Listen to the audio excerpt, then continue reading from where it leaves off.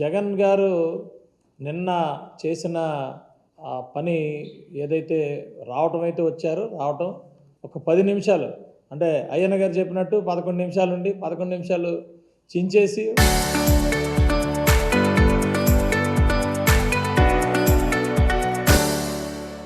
వాళ్ళు అక్కడ ఉన్నారు. ఇంకా వాళ్ళ ఎమ్మెల్యేలు ఎమ్మెల్సీలను వచ్చేయండి అని వెనక్కి పిలటం, పట్టుకొని వెళ్ళిపోవటం. మేమేం అడుగుతున్నామంటే ఇది ఏంటిది మీ నాటకాలు ఏంటి? దేనికి మిమ్మల్ని ఒక నియోజకవర్గ ప్రజలు మరి రిప్రజెంటేటివ్స్గా పంపించారు మిమ్మల్ని. మేమంతా కూడా మెంబర్ ఆఫ్ లెజిస్లేటివ్ అసెంబ్లీ, ఎమ్మెల్యేగా మేము ఈ అసెంబ్లీకి మెంబర్స్ కింద వచ్చాం. అక్కడున్న ప్రజలకి మేము ప్రాతినిధ్యం వహిస్తున్నాం. అలాగే వాళ్ళు పార్టీ పెట్టుకున్నప్పుడు ఆ పార్టీ ఉన్న ఎమ్మెల్యేలు అందరూ కూడా వచ్చి రిప్రజెంట్ చేయాలి, ప్రతి ఒక్క కాన్స్టిట్యున్సీని రిప్రజెంట్ చేయాలి. రిప్రజెంట్ చేయకుండా ఊరికే కూర్చొని మరి దేనికి వచ్చినట్టు జీతాలు పోతాయనా? జీతాల కోసం వచ్చారా నిన్న? దేనికి వచ్చారు? అలాగే నిన్న స్కూల్ పిల్లలు కూడా మరి స్కూల్ పిల్లలు వస్తూ ఉంటారు మమ్మల్ని అబ్జర్వ్ చేయడానికి, మమ్మల్ని ఆ అసెంబ్లీలో పాల్గొనడానికి వచ్చి విజిటర్స్ దగ్గర కూర్చుంటారు. నిన్న కూడా స్కూల్ పిల్లలు ఉన్నారు. మీరు నిన్న ప్రవర్తించిన తీరు, గవర్నర్ గారి మీద పేపర్లన్నీ చింపి పైన వేస్తే రేపు స్కూల్ పిల్లలు ఏం నేర్చుకుని ఉంటారు? మీరేం మెసేజ్ ఇచ్చారు? అది కూడా మీకు అర్థం కాకపోతే మనం ఏం చెప్తాం? అసలు మీ కడుపు మంట దేనికని నేను అడుగుతా ఉన్నాను. ఎంతసేపు మీకు ప్రతిపక్ష హోదా ఒకే ఒక్క పాయింట్ మీద 20 నెలల నుంచి మీరు దేనికి పోరాటం? మీకు ప్రతిపక్ష హోదా కోసం పోరాటం చేస్తున్నారు కానీ ప్రజల కోసం కానీ ఏ విషయం మీకు మిమ్మల్ని మెంబర్ కింద పంపించిన మీ పర్టికులర్ కాన్స్టిట్యున్సీకి కానీ అసలు నాకు అర్థం కాల. మీరు ఒక పార్టీ పెట్టుకున్నారు కాబట్టి ఆ పార్టీ నుంచి మీరు స్పాన్సర్ చేసి మీ పార్టీ గుర్తు మీద గెలిచారు కాబట్టి ఆ ఉన్న 10 మందికి పరిస్థితి ఎలాగుంది? వాళ్ళు కూడా రాకూడదంట, ఈయన రారంట, వాళ్ళు రాకూడదంట. మరి రాలేనప్పుడు ఎమ్మెల్సీలు వాళ్ళని ఎందుకు పంపించారు? అది ఏంటి అసలు మీ స్ట్రాటజీ? నాకు అర్థం కావట్లా. మీ ఒక్కరు మాత్రం రాలేదని ఉన్న వాళ్ళు రాకూడదు, మరి వాళ్ళ పరిస్థితి ఏంటి? అలా ఎలా మీరు వాళ్ళ హక్కుల్ని కాలు రాస్తారు?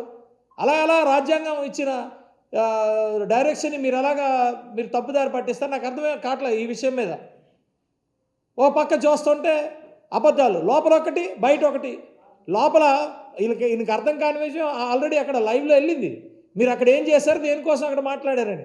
బయట మాత్రం బోల్డ్ మేము శాంతి భద్రతల కోసం మాట్లాడాం, ఇవి మాట్లాడాం. బయటకు వచ్చి మాట్లాడితే వాళ్ళ ప్యాంప్లెట్లు వేసుకుంటూ కూర్చుంటే వాళ్ళు మరీ దారుణం. వాళ్ళ ప్యాంప్లెట్లు ఎవరు నమ్ముతారు? మీ ప్యాంప్లెట్లు వేసుకుంటే మీ ప్యాంప్లెట్లో ఏది పడితే అది వేస్తే నమ్ముతారా ప్రజలు? మరి ఎందుకు 11 ఇచ్చారు? దేనికి ఇచ్చారు? మా మీద కూడా ఇష్టానుసారంగా ఎక్కడ పడితే అక్కడ ప్యాంప్లెట్లో ఎలా పడితే ఇంక వదిలేసాం మేము. మీరు ఏదన్నా రాసుకోండి, మాకు అనవసరం, మా అభివృద్ధి మేము చేసుకుంటూ వెళ్తామని. ఇప్పుడు స్పీకర్ గారు ఎంత బ్రహ్మాండంగా మరి ఈరోజు సభ నడిపిస్తున్నారు. ఎన్ని కరెక్షన్స్ చేశారు? ఎగ్జాక్ట్గా 47 మినిట్స్లో ప్రశ్నోత్తరాలు క్లియర్ చేశారు స్పీకర్ గారు. ఈరోజు 2 అంటే 2 o'clock కల్లా కంప్లీట్ చేశారు. అంత పర్ఫెక్ట్గా తీసుకొచ్చి ఈరోజు సభను నడిపిస్తుంటే మీకేమో కడుపు మంట. అలాగే పంచాయతీరాజులో జగన్మోహన్ రెడ్డి గారు ఉన్నప్పుడు పంచాయతీరాజు మొత్తం నిర్వీర్యం చేసి పడేశారు. ఈరోజు పవన్ కళ్యాణ్ గారు పంచాయతీరాజు పూర్తిగా ప్రక్షాళన చేసి ఈరోజు వేస్తున్న రోడ్లు కానీ కాలువలు కానీ డెవలప్మెంట్ కానీ, అలాగే చంద్రబాబు నాయుడు గారు చేసే సంక్షేమ పథకాలు కానీ అభివృద్ధి కానీ, ఈరోజు ఎన్ని కంపెనీలు వస్తున్నాయి, ఎంత సంపద సృష్టిస్తున్నాం, ఎంత సంపద మేము తయారు చేయించాం, ఇవన్నిటిని కూడా మరి మీకు కడుపు మంటతో రోజు ఏదో ఒకటి మాట్లాడాలని చెప్పి మాట్లాడి మీ ప్యాంప్లెట్లో ఇష్టానుసారంగా వేసుకుంటే ఇది ఎవరు ఇది చేస్తారు? ఇందాక మేడం చెప్పినట్టు మీరు ఎంతసేపు మీకు అపోజిషన్ లీడర్ ఇస్తే వస్తారా?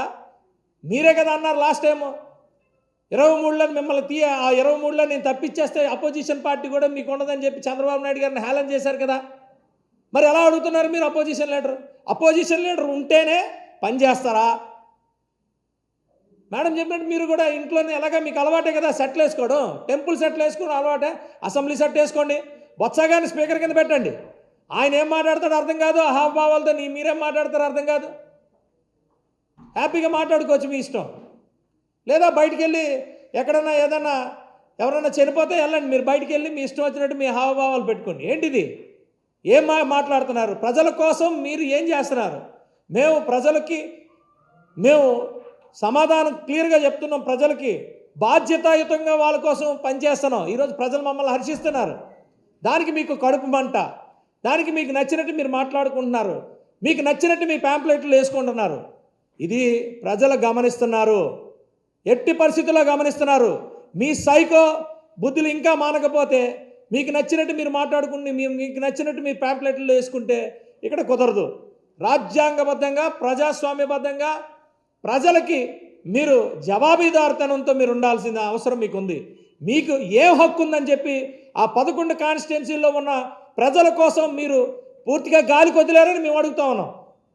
ఏం హక్కు ఉంది మీకు? వాళ్ళ సమస్యలు కూడా మీరు మాట్లాడాలి కదా, వచ్చి వాళ్ళ సమస్యలు కదా మాట్లాడాలి కదా. మీరు పీపీపీ మోడ్ గురించి ఎక్కడ పడితే అక్కడ మాట్లాడతారు. ఎక్కడ పడితే ఎందుకు మాట్లాడతారు? పీపీపీ మోడ్ మాట్లాడాల్సింది ఎక్కడ? శాసనసభలో. మీరు శాసనసభకి ఒక సభ్యుడిగా ఉన్నప్పుడు, మీరు అలా పిలిపించుకుంటున్నప్పుడు, మీరు వచ్చేటప్పుడు మీరు పూర్తిగా శాసనసభకి రాకపోతే సభ్యుడు అనే మాట ఎందుకు అనాలా? మిమ్మల్ని మిగిలిన 10 మందిని కూడా సభ్యులని ఎందుకు అనాలా? దేనికోసం ఎలాగ మిమ్మల్ని సంబోధిస్తారు? అంటే రాజ్యాంగంలో ఏదైతే రాసిందో 60 రోజుల్లో మీరు మధ్యలో ఒక రోజు వచ్చి పేపర్లు చింపేసి వెళ్ళిపోతానంటే ఇదేం పద్ధతి? దేనికోసం మీరు పని చేస్తున్నారు నాకు అర్థం కాలా. డెఫినెట్గా చంద్రబాబు నాయుడు గారి నాయకత్వంలో కూటమి ప్రభుత్వం ఈరోజు చేసే అభివృద్ధి ఇంకా బ్రహ్మాండంగా జరుగుతుంది. ప్రతి ఎమ్మెల్యే కష్టపడుతున్నాం. మీరు ఈ ప్యాంప్లెట్లు ఎమ్మెల్యేల మీద కానీ మా కూటమి మీద కానీ మీరు ప్యాంప్లెట్లో ఏదైనా రాసుకోండి, ఎవరు పట్టించుకోరు. ప్రజలు పట్టించుకోవడం మానేశారు మీ ప్యాంప్లెట్లకి, మీ టీవీలకి. 100% మేము కష్టపడి ముందుకెళ్తున్నాం, కష్టపడి పని చేస్తున్నాం. అది ప్రజలు గుర్తిస్తున్నారు. ఎంత కష్టకాలమైనా సరే మేము అందరం కూడా పని చేస్తున్నాం, మాతో పని చేపిస్తున్నారు. చంద్రబాబు నాయుడు గారి నాయకత్వంలో, పవన్ కళ్యాణ్ గారి నాయకత్వంలో, మోడీ గారి నాయకత్వంలో, లోకేష్ గారి నాయకత్వంలో ఈరోజు ఈ కూటమి ప్రభుత్వం ముందుకెళ్తుంది. ఇంక మీరు మారితే బాగుంటుంది. మారకుండా ఇంకా మీరు అబద్ధాలు మేము చేసుకుంటానంటే డెఫినెట్గా ప్రజలు మరింత మీకు బుద్ధి చెప్తారని తెలియజేసుకుంటూ సెలవు తీసుకుంటాం.